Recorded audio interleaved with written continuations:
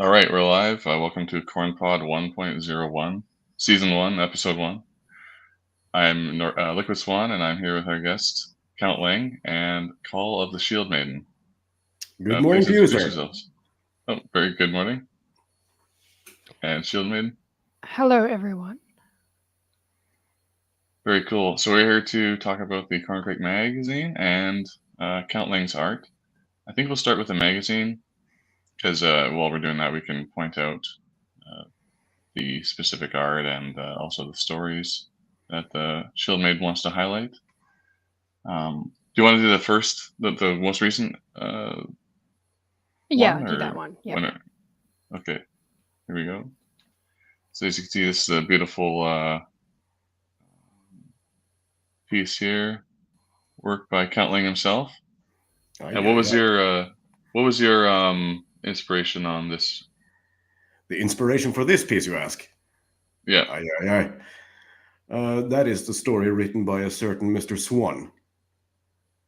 yeah, I hear he's all right. Yeah, they say so. No, it's the story called Erika Olafsdottir, which has been featured in 3 parts in this magazine. And this issue has the concluding part. So my inspiration for this piece is, of course, then this story. And I wanted to highlight the part of the story that conjured up the most vivid image for myself, which is a part that takes place in a cave full of crystals. Yeah, lava tube, we would call it nowadays. Yeah. But, I think at the time they didn't know what it meant. Yeah, it's pretty. I like the style. It's like sort of, I don't want to say simple, but it's how would you describe it? Well, I wanted to go for simple to make sure that I had it ready in time. But what very often happens is, oh, this was simple enough, but I can add a little bit here, maybe add for that effect. And then the things add up and it doesn't become simple anymore. But yeah, what I would call this is, what would I call this? The style. I guess you can call it minimalist because I tried to get the main impression out of purely the contrast between black and white, and make them so suggestive that the beholder or the person that looks at the piece can has mental space to fill in the blanks within the large blank black and white spaces. Yeah, it's very interesting. With some suggestions She's in supposed between. to be looking out of the cave or into it? Out of it. Yeah, that's what I was guessing too.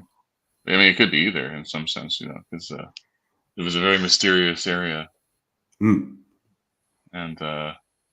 time seems to stop in the story here. But you have to read the issue. Yeah. You need to read 3 issues to get the whole story. Yeah, yes, true. The cave does sort of appear to us. And is this on number 2 now, or page 2? What is this? A picture you took, or? That is a picture I've taken, yes. Oh, cool. Okay. And is it? You can see that it is, and you can see that this is a photograph that kind of uses the same light and dark dynamic. There's lots of information you could say missing, but there's enough suggestion in itself that lets the viewer, the mind of the viewer, unfold what is missing. So I like to make this kind of composition where there is also space for the people looking at it. It looks a lot like where I live. Oh yeah. Yeah, we have a lot of fjords and stuff around British Columbia, and yeah, it could be my home. That makes sense. I guess both places are really far north. Yeah. We're at the same level, I think, as like London or something like that, which is pretty far north well, I guess London's pretty far north. No, but our weather's a lot better. We don't get the coldness where I am. Well, yeah, we're in Canada, but where I specifically live, we just basically don't get winter. Well, compared to say Edmonton or something like that. where you're like 3 meters of snow a year or something. But yeah, no, I like this picture. I think it adds to these. It matches the art from the first page. Yeah, no, it's the same kind of thing I tried to capture in the photography that I wanted to replicate with that technique. Mm-hmm. The colors are almost the same too. Yeah. I guess it's one of the reasons why I like those color combinations so much, because naturally it's one of the color combinations I've just seen the most. So it's very familiar. Yeah. All right, well, let's move on to the content here. What do you want to talk about? This is not exciting. We're going to look at the contents page. So where we got here? Oh, this we don't need to look at it. Thoroughness is very much appreciated, but I don't think content pages are very interesting. But look at this. This is a photo I took in Iceland. It's a Krusivika, which is in the south west. And it's the next valley over from where they're having the volcanic problem right now. So it's really close to Grindavik, and that city's basically destroyed now. I'm guessing this might be a risk too, because it's just the next valley over. But yeah, I went there just before I went to Grindavik. And there's grass in Iceland. Oh, there's lots of grass. There's also like moss too, so. Feels a bit like false advertisement. Is just yes. What did you say? False advertisement? This should be Scotland, not Iceland. No, with all that grass, the name Iceland comes across as a bit of false advertisement, because I would, the name conjures up a lot more ice and snow. Yeah, well, it was when was this? This was taken in early October. Oh. So it was. They don't get a lot of. I mean, they do get snow, but it's just before it starts getting bad, because their summer sort of runs July, like late June to early September almost. Well, September is starting to get kind of cold, but like their summer gets up to 20 degrees basically. And there's so many. So I like to go when I go in the shoulder seasons. I've been there twice, because otherwise you're just drowning in foreign tourists from Asia, which is fine, but they take up everything, and you don't get to see anything. So this is also off the beaten path. Not a lot of people go to this thing, but I like to visit a lot of the churches from like the early churches. This one is a rebuild actually of the original, because it burned down in 2010 or something. In 2010. Yeah, but the original was from I think early 1800s. Was it because of arsonists, or was it a fuse that blew out, or? Oh, it's not powered at all. It's completely off grid. Yeah, it's like before they had electricity. Won't you freeze in there in the winter? I think they might have a little bit of a heater, but it's pretty small, so like the heater might be powered by wood. I couldn't go inside; it was all locked. But I looked inside; it's really nicely finished. Looks like pine or spruce or something. A lining holding. I think it might be cedar, but they'd have to import that, so I doubt. I have a question. That's nice. Yep. Very open for speculation. Do you think they called Iceland Iceland to keep bothersome people away? Like, no. No, I think they called it that because, the first name for it was Snøland, which was Snowland. Oh, that's cute. And that was, I can't remember the guy's name, but he basically landed in Husavik, which is in the north.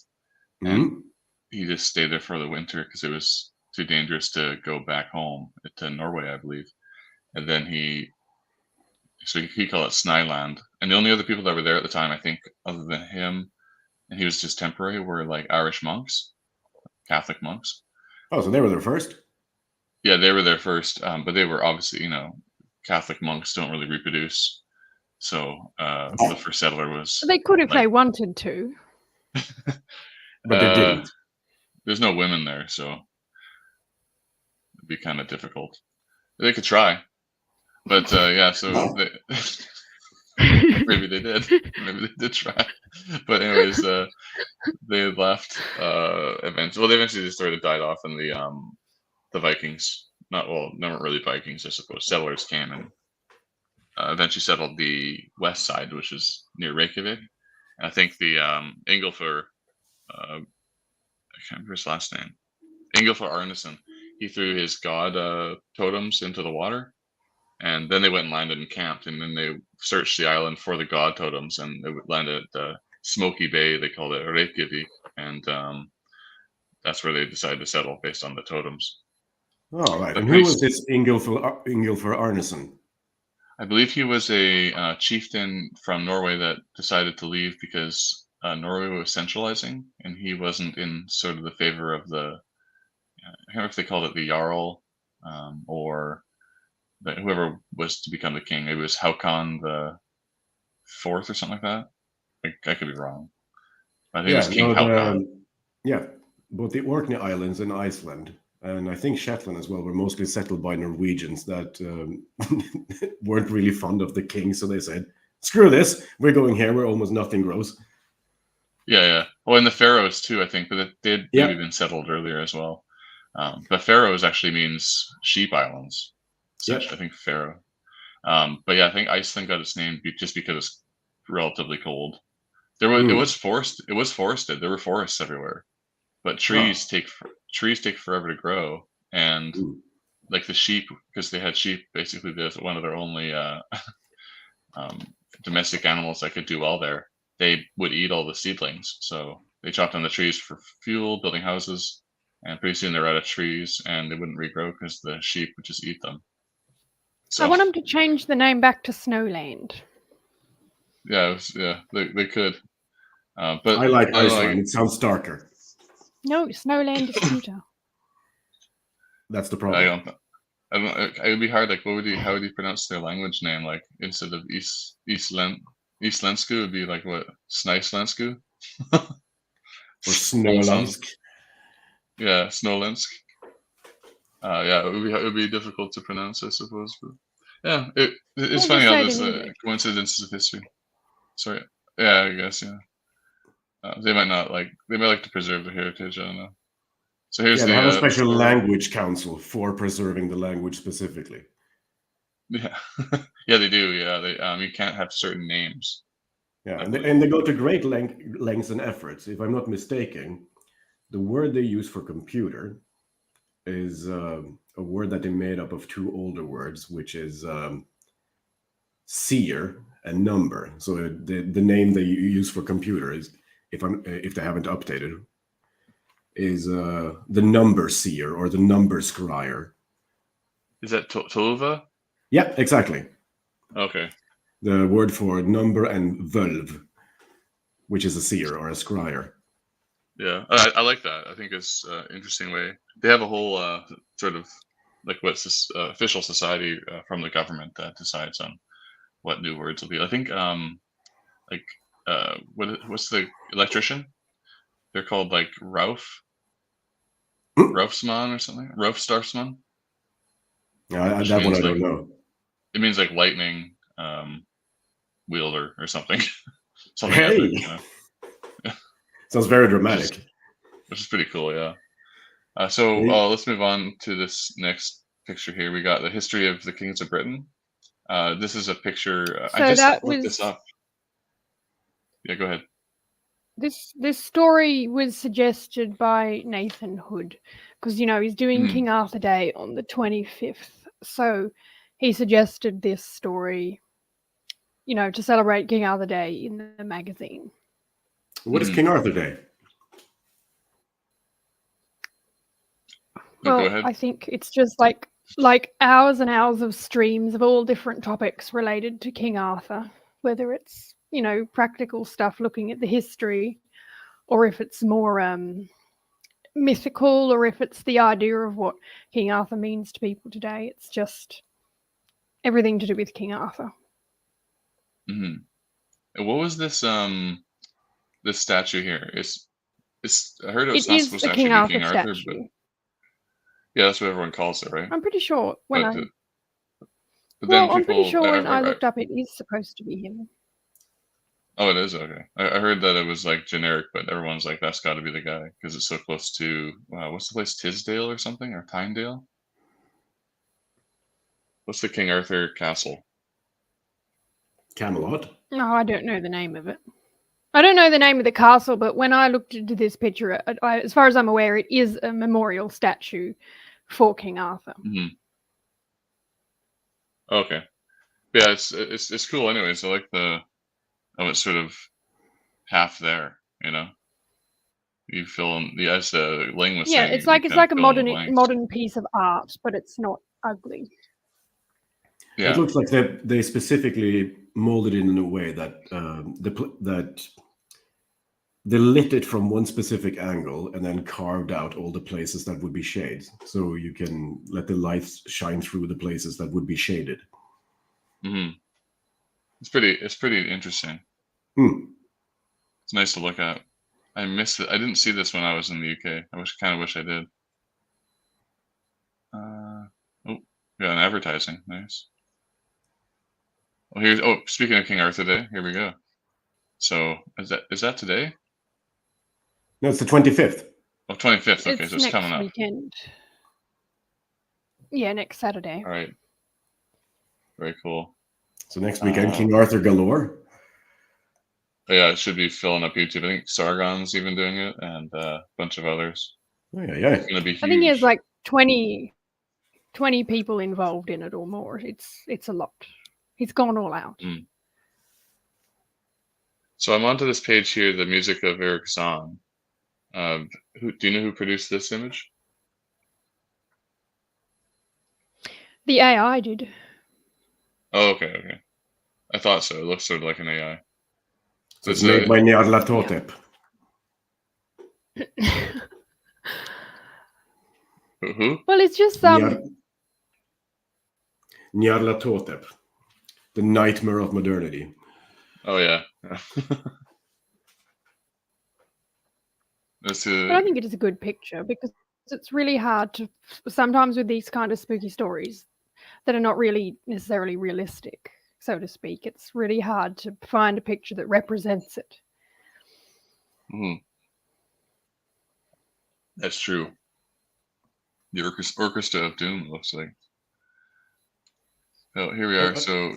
But the previous story, what happens in it? What's it about? Well, basically, this man is living like in a flat. I believe he's in Rome. And his housemate plays a violin. And he plays this strange music, but the man is elusive. The main character wants to hear the man's music, so he eventually invites himself into the man's flat. And he's playing music, but there is some unknown force that if he stops playing music all night, the unknown force tries to come in his window. So do you want spoilers? Yeah, that's a good exposition. I was just curious about what happened. Don't need to recount the entire story. You kind of skipped over also what the story that had the King Arthur statue as a front page. What that one was about. Oh, the history of the kings of Britain. It's just a particular chapter of. Yeah, so it's a whole book, and there's way more chapters in there about King Arthur, but this specific one is just one particular aspect of that. I think he's fighting someone. There's some kind of battle going on there. Some kind of battle? Is there Is there lots of action and maiming going on?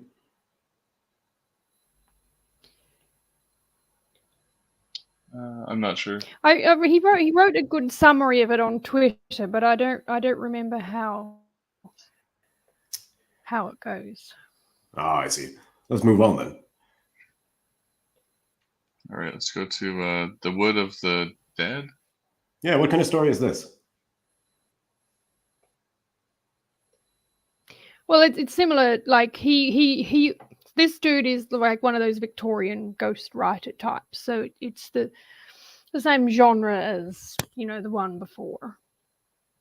But basically, there is a forest, and if you go into it, you don't die immediately, but you will die eventually. That's the kind of. So it's cursed woods. Yeah, so I don't know if the woods are cursed or if you get cursed if you go into them. It's one of the two. And what's the most normal way of dying after passing in a wood like this? Like, do you die from blood infection after cavities? It's not gruesome. It's not like you step out of the woods and there's a firing squad aimed at you. No? But you could die in a natural way. Mm-hmm. So that's why the wood is very kind of mysterious, because people keep dying after they go in it, but they're not dying in any kind of obvious, brutal way. It's still kind of low-key deaths. There's no death like in American action movies from the 80s. It's not like the Jean-Claude Van Damme forest. No. You're sort of getting starved to death or No, something like that? not at all. Oh, okay. Because in this story, the main character is a visitor coming to this town. So he hears all the rumors, but it's not like he's there when every single person dies. So he knows the reputation that the forest has. And during the course of the story, obviously someone enters the forest, but their death was not, being ripped limb from limb or anything like that. Yeah, so there's this man living close to the story, and he's kind of like a walking catalogue or a memory of all the people that has come and gone. No, he just comes to visit the town, and the woods okay. has a reputation, and he learns about it. Interesting. Sounds kind of spooky. And is this a real writer, or is this like, or not real writer, but is this like a writer that's still alive or that submitted this, or is this like an old? No, he was around. Maybe might have died in the early 1800s. I don't know the exact details of his life, but he's no longer with us. Oh, he's actually Victorian. It hasn't been for a long time. Yeah. Okay. Yeah. So he's actually Victorian. Okay, I wasn't sure. Yeah. You want to move on to the next thing? Yep. T Meadows. Hello. This is the guy. Very cool. Yeah, I like the style. Like, you have these cards that Shieldmaiden has shown me, and I recognize this sort of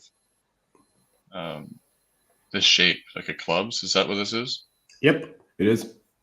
Okay. And if you see on that one, I used the same spiraling composition that I used on the front page of the magazine. Yeah. So it's like a woods looking through the woods, and you see another tree. Yeah. The lines of the lights creates a spiral that draws you towards the center. Yeah.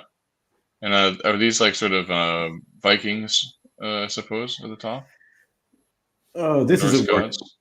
No, it's supposed to be Hengist and Horsa. Okay. I think it was AA or something that had a stream where it was reading old English legends that unfortunately nobody watched because he quit. But one of them was about these twins called Hengist and Horsa, and they had this awesome portrait. And this is my reinterpretation of that portrait.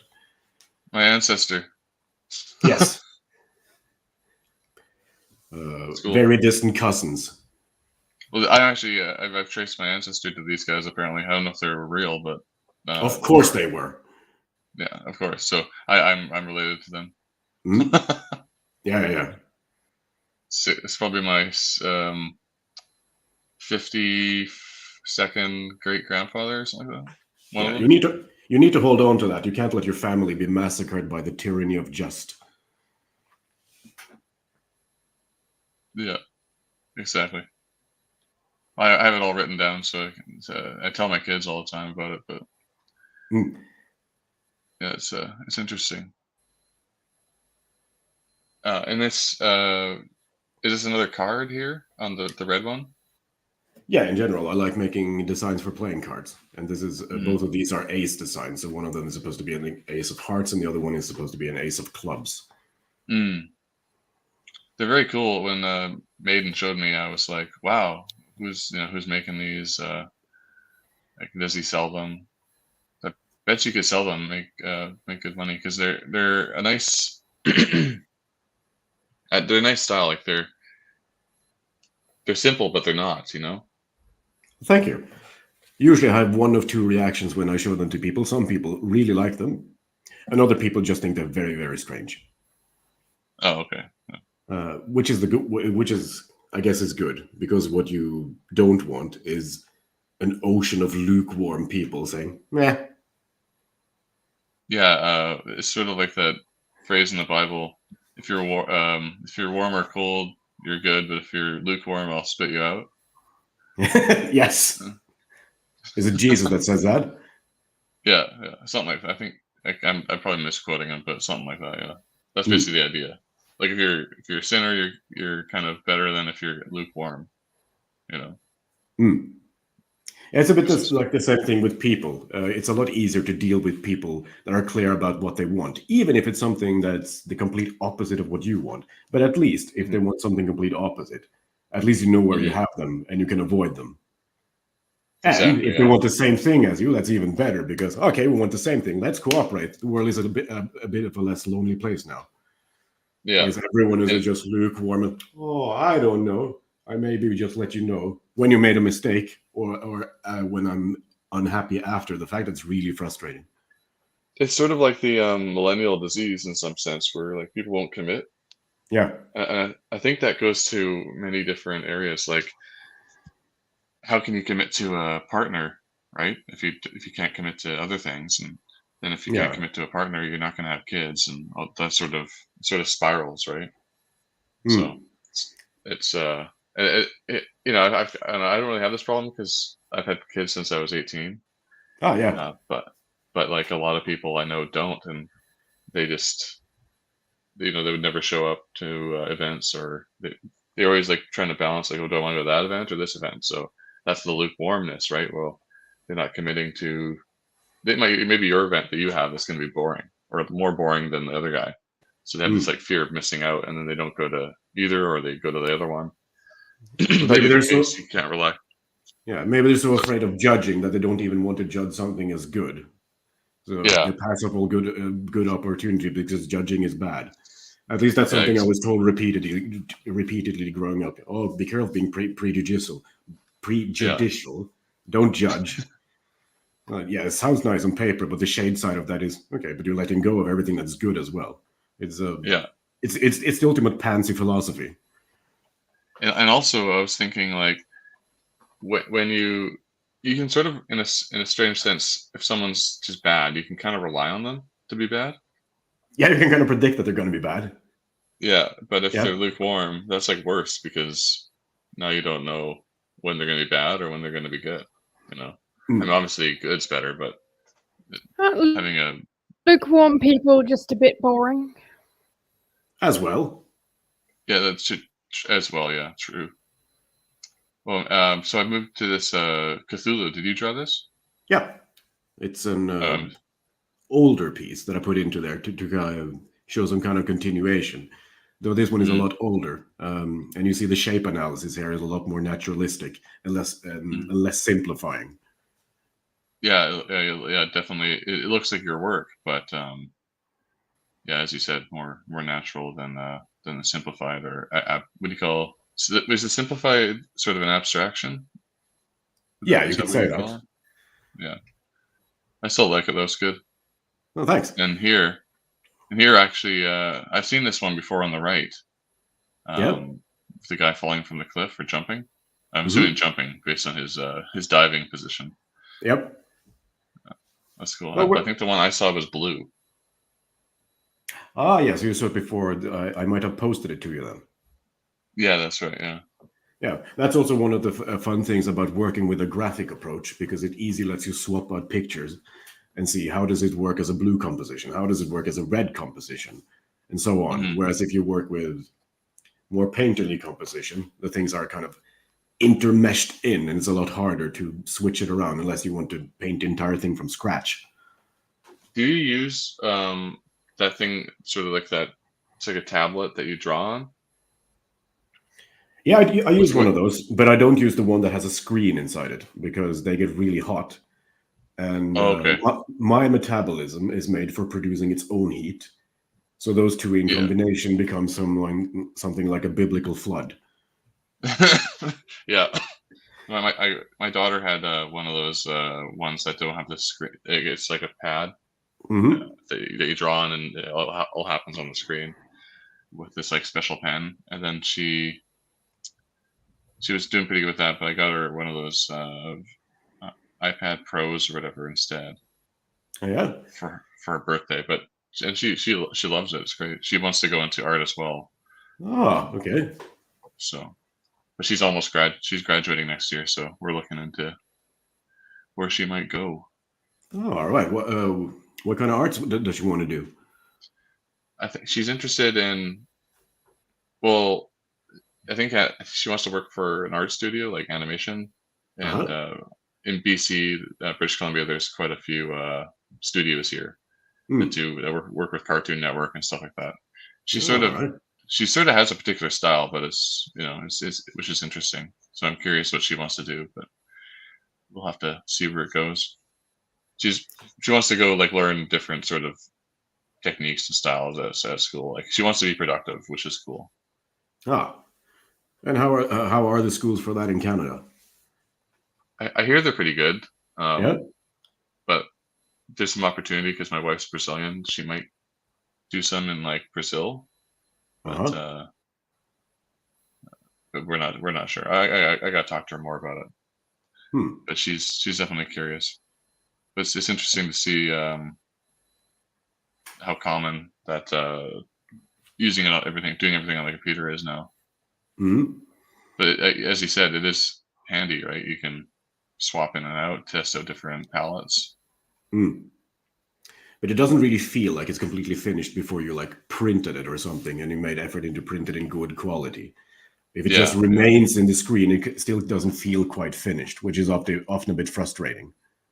Yeah, it feels like more of a meme, I guess, in some sense. In some sense, yes. It feels finished, but not manifested. It's like half and half. Oh, and this art here, the one with the guy diving off the cliff, is that Norwegian or Scandinavian idea where old people end their lives? No, this is based on a tarot card called the Fool. Oh, okay. Yeah. What is that? I'm sorry, good.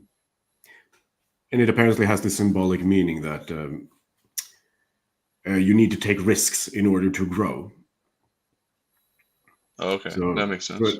So one of them, it's often depicting a guy that's juggling or something at the edge of a cliff, and you don't know what's going to happen to him.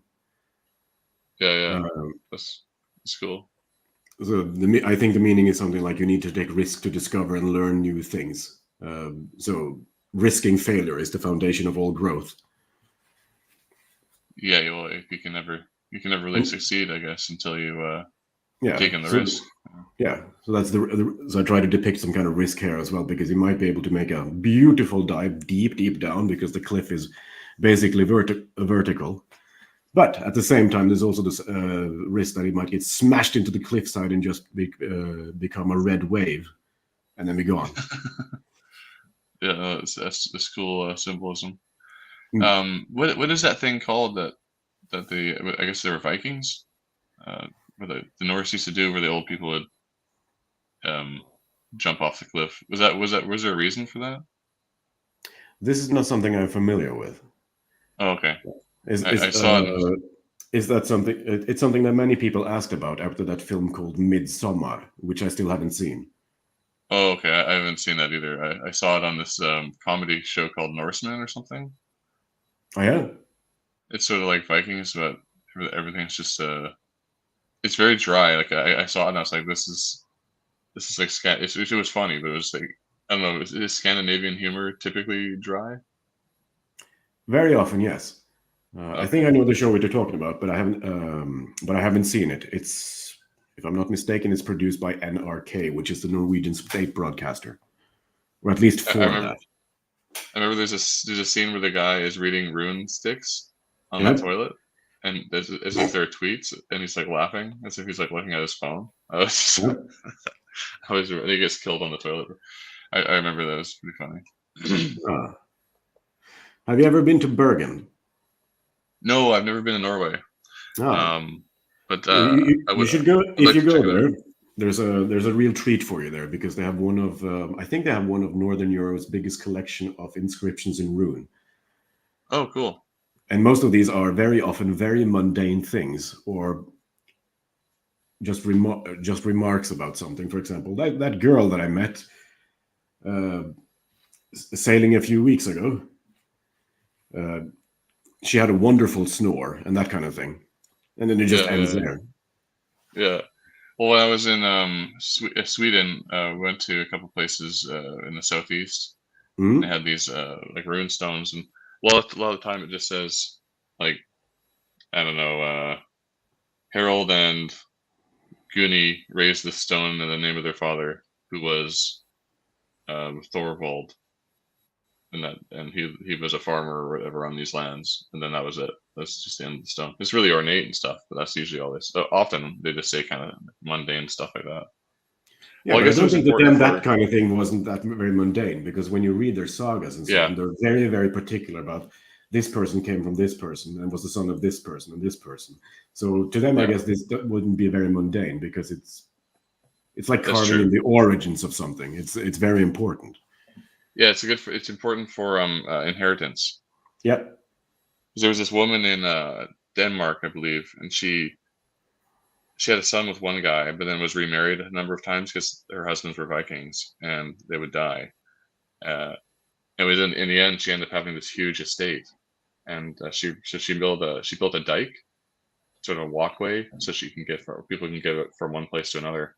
And she had a runestone made to say like, I am here, blah blah blah. I was the wife of all these guys, and my son is this guy, and so he's going to inherit it all. So basically, it was sort of like proof of inheritance in some sense for that one son, which I guess made him quite wealthy, because he inherited the wealth of like a bunch of different Viking dudes. Oh yeah. Yeah, well, if they were industrious in their travels and trading, he would be very rich. Yeah, exactly. I'm going to come back to more of your art in a bit, but we'll just work our way through the rest of the mag. Yeah, sure. So, the Good King and his daughter. Yeah, this one. What's this? This one was a living person submitted this. It reads very much like, yes, not from the Victorian age. So it reads very much like a fairy tale, except it's written by someone who's alive right now and not something from the Grimm brothers. But it reads very much in the same way. And what happens? Well, essentially, his daughter looks out and sees the peasants working in the fields, and then tells her father to get out there in sackcloth and start hoeing.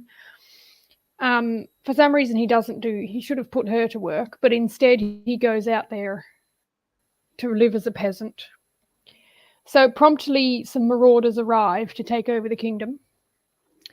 And the brother, obviously the king is murdered in his field. The brother has to take over and sends the daughter off to be married for an alliance to strengthen the kingdom. Uh-huh. There's the king. That's there. Interesting. Or his skull. Oh, no.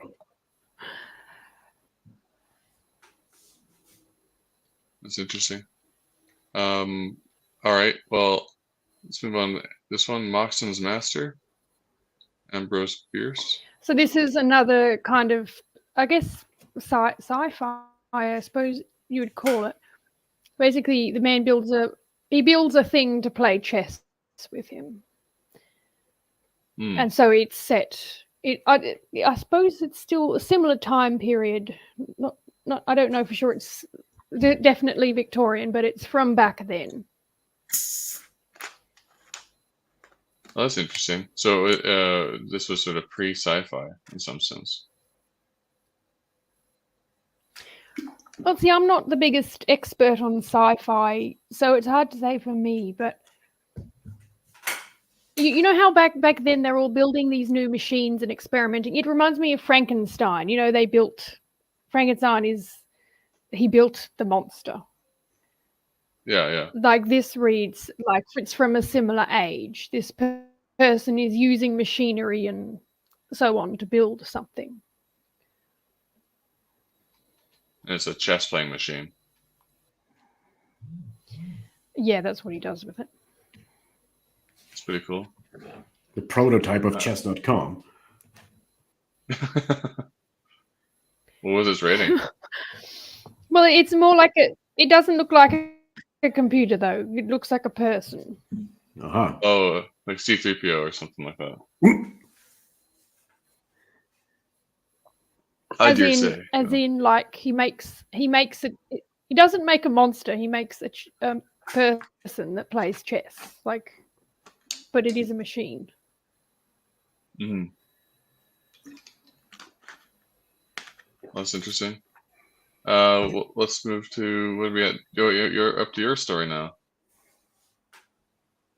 So, want to give us a overview of this? Shieldmaiden? Well, so far my main character keeps meeting dragons, and this story is no different. So, a wyvern is actually a bit separate from a dragon, because dragons have 4 feet and 2 wings, whereas a wyvern technically has its front arms in the wings like a bat. So this story is about the main character, Degor, coming upon a wyvern whose life is being threatened by men of thuggish appearance, and he needs to help rescue it and the baby wyvern as well. And who is this Degor? So that's kind of... Well, he's starting out... So I'm starting the story out when he's young, but of course this is a continuing story that's going to go on for many, many issues. He's up and he's passionate about dragons. Ah. And why is he passionate about dragons? Probably because I am. Well, I just wanted to write about dragons because I think they're really, really interesting. So I have to live through a small orphan boy in order to interact with them. So he's a small orphan. And what kind of life path do you need to take as a small orphan in order to see as many dragons as possible? Because I guess you don't get to do that if you become a clerk. I mean, I've set this story in some kind of fantasy setting, kind of like England. So, yeah, there's no hope of becoming a clerk back then. But a dragon rescues him and brings him to a religious order. And they are not an aggressive religious order, so the dragons can be friendly with them as long as they don't eat their sheep or something. So it just puts him in a good position to interact with them. Because the dragons in the story can talk. Mm-hmm. So they're not just wild animals. They're a bit more intelligent than that. So they're also the main character's reason for still being alive. Yeah, I'd say so, definitely. Or at least being something more important than just a humble woodcutter or something. Yeah, I see. And the main character was, are they like a peasant or noble born or? He was born relatively low in the food chain, yeah. But not low enough to get eaten by a dragon, so that's good. Well, the dragon doesn't necessarily, just sees a small boy and doesn't feel inclined to kill him. Oh, I don't think the dragon particularly cared. Yeah, I don't think the dragon particularly cared about the status. Probably. He's not that hungry. And this druid without a home, is this that Degor character? Who is this druid? Yeah, so I've made up my own religious order.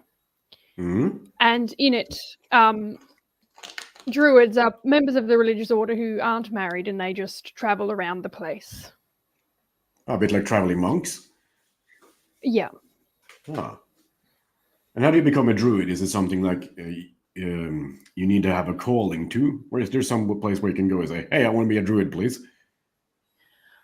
Well, if you're involved in the religious order, they'll send you out on a trip when you become a young man. And then after you've seen the world, then you decide whether or not you want to either basically join the religious order or go out to live life as a regular person. Oh, it's a bit like a formative pilgrimage then. Yeah. So, of course, in a few stories, we're going to be following Dagor on that pilgrimage. Mm-hmm. And this is the fun part. Not only do I have dragons in there, but I have megafauna as well. That would be giant animals. Yeah. Yeah. So I've brought my favorite, because some of the country with the best megafauna is Australia. Uh-huh. Because they're just so big and horrific. Like there's land dinosaurs. I mean, sorry, not dinosaurs. Land crocodiles. A few different continents had them, but I mean, land crocodiles are horrifying. Like imagine a crocodile that can run the speed of a horse. Oh my. That would be scary. And like, you know what a goanna is, right? I mean, goannas can reach, lengths, I'm sure, of I don't know if it's over a meter, but they can get quite long. But the point is, imagine one of them the size of a crocodile. I actually don't know what a goanna is. Is it some kind of lizard? Yeah, a huge lizard. Like, think of a Komodo dragon, like 3 times the size. Yeah, that's disgusting. Yeah, it was literally that huge, and it had like really poisonous saliva. Yeah. And it could smell blood from kilometers away. So it was just big and horrible.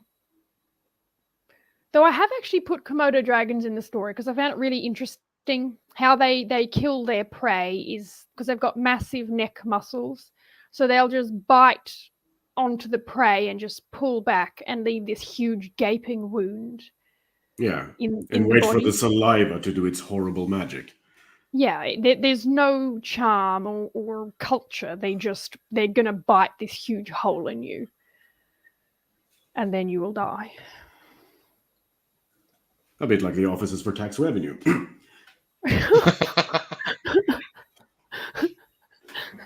So true. Yeah, Komodo dragons are disgusting creatures. And they can smell rotting bodies from a long ways away, too. Just like the tax man. Indeed. Anyways, we won't give away too much of the story. Go to Corncrake Magazine, or visit corncrakemag.com and download this PDF as soon as you can and sign up. Yeah, it's an interesting piece of exposition. So part of your fantasy world is then based off the natural horror of the megafauna that you find in Australia. Yeah, because it's just, I know dinosaurs are really popular, but I think that megafauna has much of the same fascination or the ability to be as interesting, but it's just they're not talked about nearly as much. No, that is really an interesting approach to fantasy world building that I haven't really heard across much. It's a bit like fantasy Mad Max then. Because like megafauna was 40,000 years ago, while dinosaurs were, like, as far as I'm aware, way further back in history. So having a fantasy story with megafauna in it is certainly more realistic than if it was dinosaurs. Because people did live alongside megafauna. Like the reason megafauna are extinct in Australia is because the Aboriginals killed them all. Which you would do. What you would do if an enormous lizard came dashing into your backyard when you're just trying to barbecue. That sounds annoying. You'd have the throwing axes. I hate it when that happens. Yes. Or a land crocodile rocks up at the front door. Oof. At dawn. No one wants the. And there is actually drop bears are not just a fantasy. Like there is a carnivorous koala, but it's closer related to the koala than carnivorous Australian animals. And what? Not Leo Carnifex or something. Yeah, I don't quite remember its Latin name. But if you Google pouched lion, you'll see pictures of it. So it had chisel-like front teeth, so it would drop out of a tree and hold you down with its chisel-like front teeth. So they weren't fangs like a lion traditionally has. They were chisels at the front, so it would hold you down. And then its front arms had extra bendy elbows, and it had opposable thumbs. So it would use its big claws on its opposable thumbs to rip your gut. It would disembowel its prey, basically. It sounds like an alien or something. Well, you have to imagine. Yes, it really does. A lion, like if a lion had arms on the front instead of legs, because they literally had way bendier elbows, and the thumb section of the paws was more semi-opposable, I think it is technically. How do you defend against such eldritch horrors? But see, that's fun. That is exceedingly fun. But it's so interesting. So I, of course, have added that creature to my story. What's this called? It's like a lion baboon? What's that? Laboon. I think his Latin name is something like Leo Carnifex, but if you search pouched lion, it should come up. We'll have to look at that later. But that sounds like an absolute nightmare. It sounds like a squirrel from hell. I don't want to come across that without like a sword or something. It's okay. They're dead. They're dead until I get rich enough to buy a lab and clone them, and then I'll send you one as a gift. They're not the same as the Tasmanian tiger, are they? That's different. No, that Tassie tiger is different. Yeah. Because this thing was closer related to a koala. It's like a big carnivorous koala that's a bit more like a cat. Were they smooth-brained or? I don't know for sure. I mean, we only have skeletons. I don't know what scientists can tell about. The brains of. I never heard of this before. That's very interesting. I'll try to see if I can bring that up later. So we must move on. Well, the Plymouth Express affair is a short story by Agatha Christie. I think they actually made a movie out of it. Are there any giant animals in this express?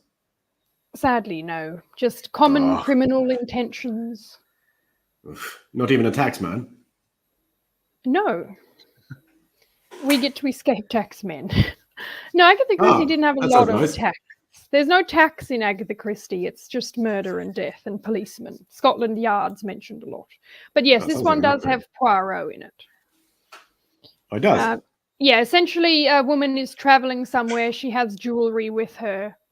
She is murdered. Her jewelry is taken. It's actually surprising. She has a lot less murder in here than some of her stories do, because sometimes there's like 3 or 4 bodies by the time the story's ended. And sometimes the murderers kill themselves at the end, so you're ending up with 6 bodies. But this one only has 1. All right. So this one is more like a specific case for murder aficionados, where her original one is like there's a murder for any taste. Sorry? So this one is like one specific murder for people that want their high-class murder, whereas her other tales, you just have it as a murder for any kind of taste. Well, sometimes there is a specific MO to the victim, but sometimes with the story, the murderer has to cover up as more people show signs they may know something, so you can end up with people of different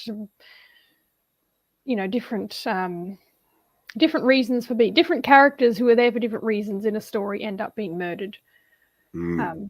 But yeah, this one is just a single murder this time. Nice and simple, single wholesome murder. I wouldn't say wholesome. Okay. An anti-wholesome murder. All right. And does it take place on a train? Yes, it does involve a train. So. Was this written before or after the Orient Express? That I can't say. I don't. She has so many books, so many stories that it's just I can't. I don't keep. I can't keep track of them all in order because there's just so many of them. Truckloads of murders.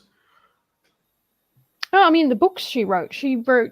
I don't know the number, but even if they're just Poirot stories, that they're just vast quantities. I really can't say how many there is, but there's too many for me to keep track of.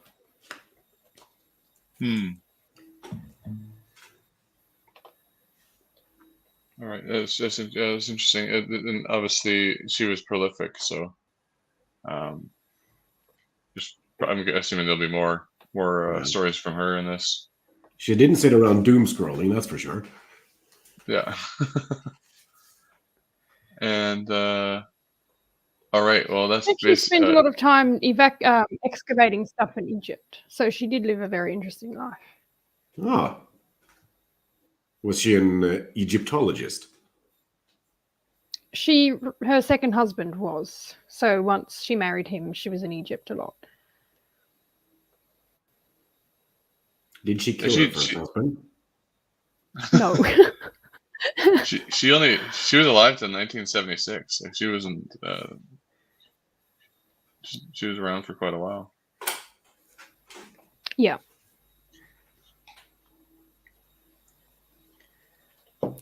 Very cool. Here we have a corncrake that has stepped on a nail. So I sent you a picture a couple of days ago, and it was a picture of Stonehenge with a bird in front of it. Was that a corncrake? Do you remember? I didn't look at it too intensely. I know corncrakes don't tend to be this far south in England. Oh, okay. I was like, because of modern farming methods, they're kind of up in some areas of Scotland. But I mean, it's part of the landrail family, so there is other species similar to them.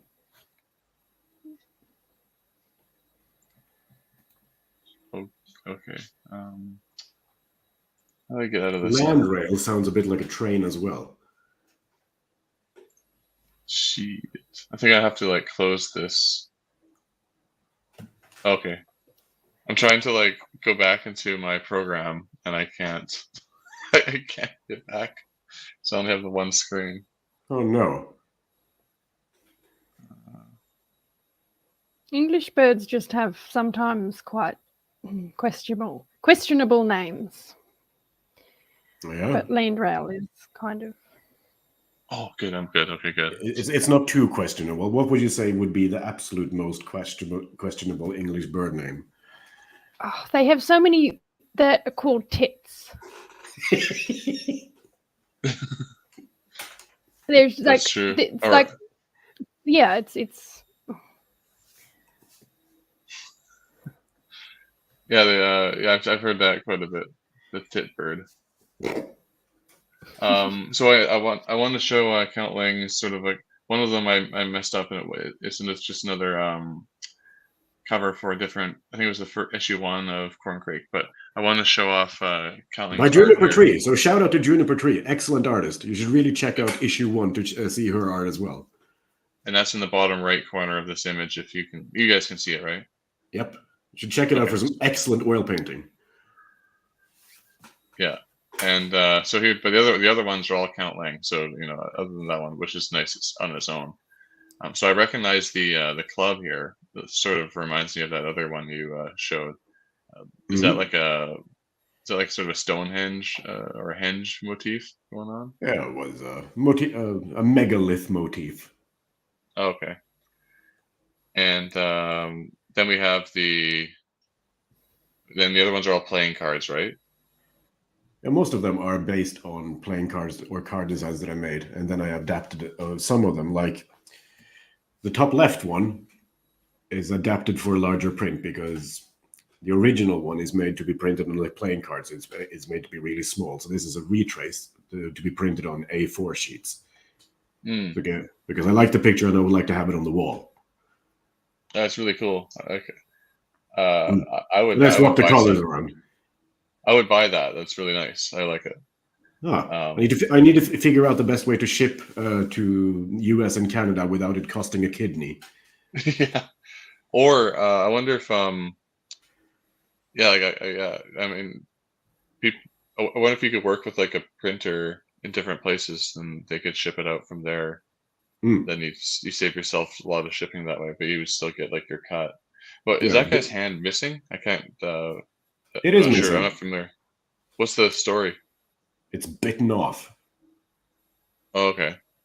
Because it's what is depicted here is the war god Tyr, which was the one that put his hand in the maw of the Fenrir wolf, as they said, we made this really neat chain. We're just going to test it on you. But the wolf wasn't stupid, of course. So he said, yeah, sure you can. But only if somebody puts their hand in my mouth. So he did that as security. And of course, the moment it figured out that it had been tricked, it chomped off his hand. So that is Tyr, which is Odin's general, with his chomped off hand raised, and in the back you see weapons of raised weapons, because he's Odin's general that is there to fight the forces of Ragnarok when the world ends. And one of those is Fenrir, right? Exactly. Yeah.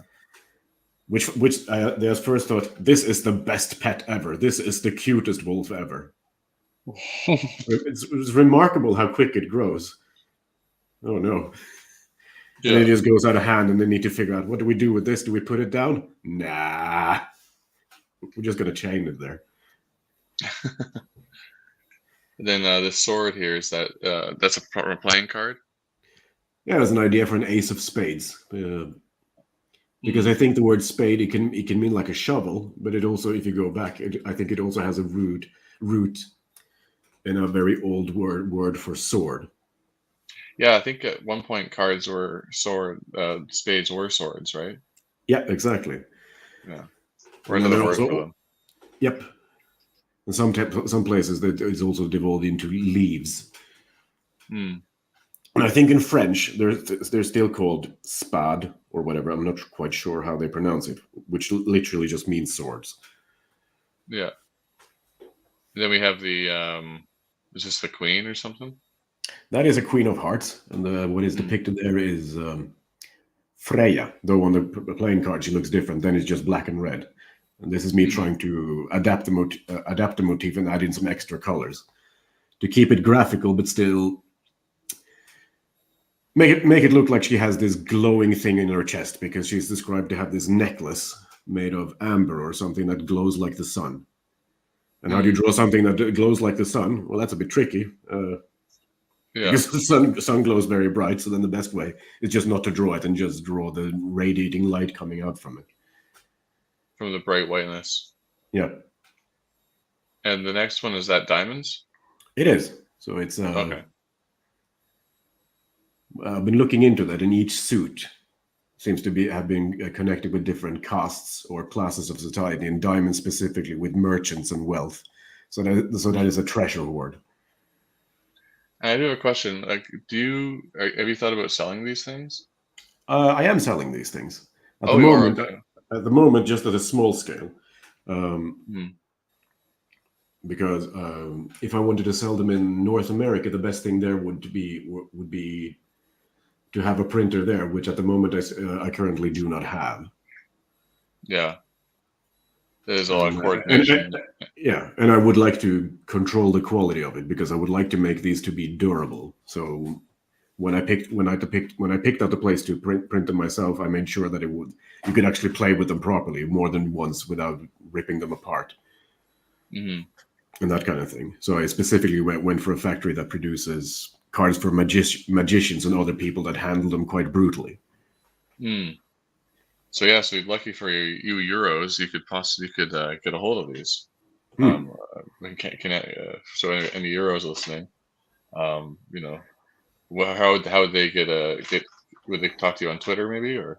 Yeah, they can talk to me on Twitter, or they can look up the brand website, which is radloot in one word, radloot.com.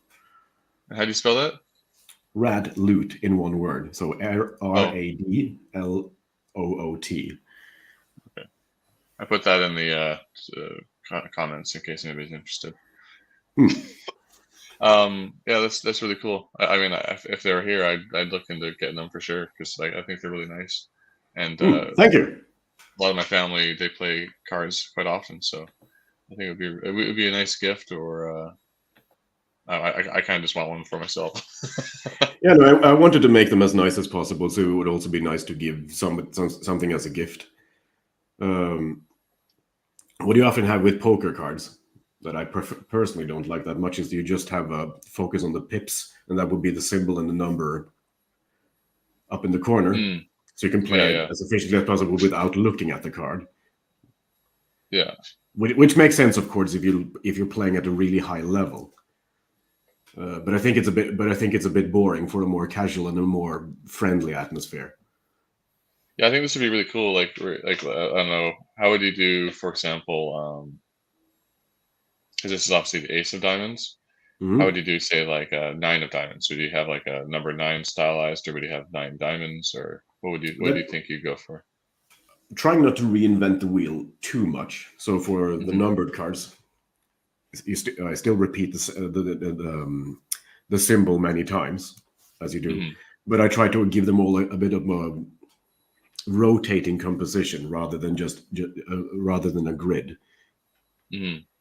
So as you increase in numbers, you get a clear impression of a circle or a spiral. Okay, that's pretty cool. Yeah, I like that. And then the next thing we're going to talk about is Njal Saga, right? Yeah, I suggested talking about that, but we're coming up to close about an hour. Oh yeah, that's true. Okay, we're actually past an hour now, so maybe we'll save that for the next one. I would love to have a Njal Saga chat with you sometime if you want to. Yeah, let's. That'll be our. I'll talk to you. We'll look at the sched, see what I have open, and I'd like to have you on for one of my normal interviews if you're available on Saturday, around the same time as now. But we could talk about Njal Saga, and I'll bring up hopefully I can find like a Gutenberg PDF or something like that and bring that up. Yeah. And but we don't want to walk through the whole thing. No, but why should people care about the Njal Saga according to you? It's it kind of talks about first of all, it's basically part of the English literature canon in some sense, even though it's not English. But a lot of our, let's say, history came from the Icelandic sagas, because I think weren't a lot of the English ones destroyed by Cromwell essentially? Maybe, I don't know. I'm not quite sure about, but there's a lot missing, and it would be good to have, to see things from a different perspective. Because at one point, the Anglo-Saxons and the Vikings could sort of mutually communicate. Old Norse and Old English were they're not the same, but they were somewhat similar. Yeah. And the Norse have lots of influence on English as well, I think. If I'm not mistaken, words like bag and choose is derived from Old Norse. I think the 100 most used words in English are Norse origin. Huh. Or Germanic, but I think largely Norse, because the Germanic and Norse sort of are very similar as well, compared to, say, the Latin languages. But yeah, a lot of words. Like, I think, like, there's this weird thing in English. I'll just say this before we go.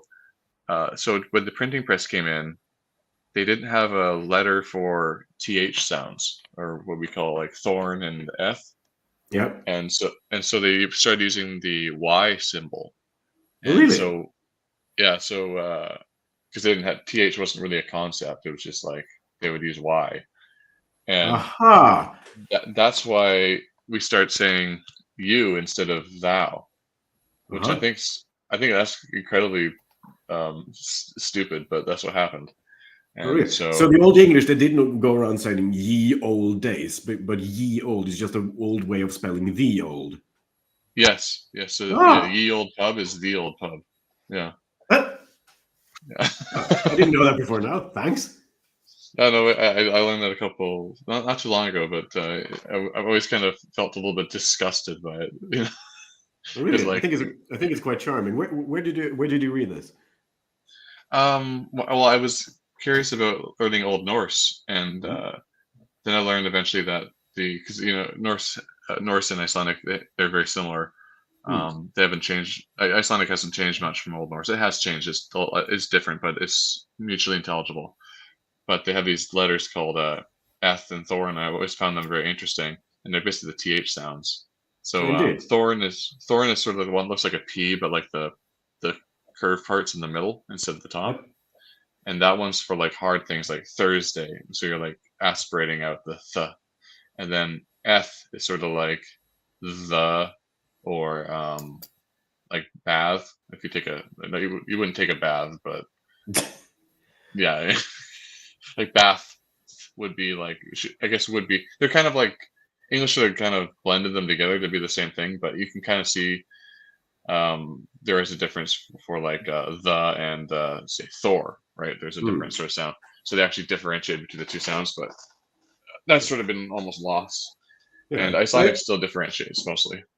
Yeah, it's a very different, interesting topic, but I think it would be something good for a separate stream, not necessarily an appendix on the tail end of a stream that's already over 1 hour.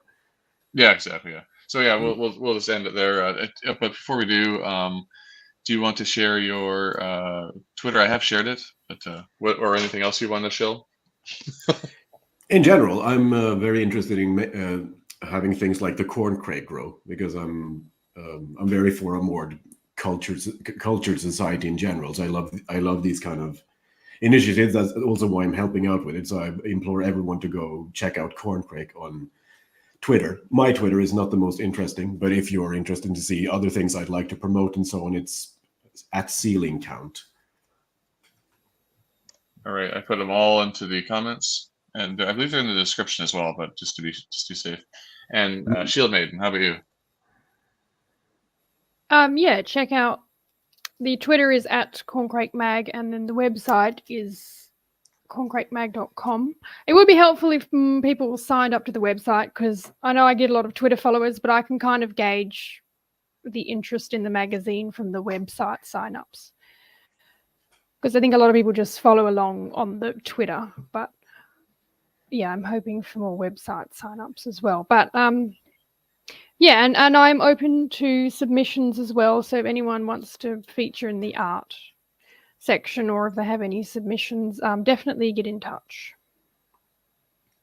Sign up now. Write your drafts now. Don't wait. Just do it now. Just start pumping it out. Yeah, they have editors and stuff. They'll help you out if you're struggling. Yeah. But yeah, it's a lot of fun. It's a lot of fun, and you can be creative. There's a lot of stuff you can do. All right, well, we're gonna call this an end to the stream. Thank you too for joining me. Thanks a lot for having me on. Oh, it's been awesome, and we'll talk to you hopefully soon. Indeed. Have a good day. Bye for now. Yeah. See ya.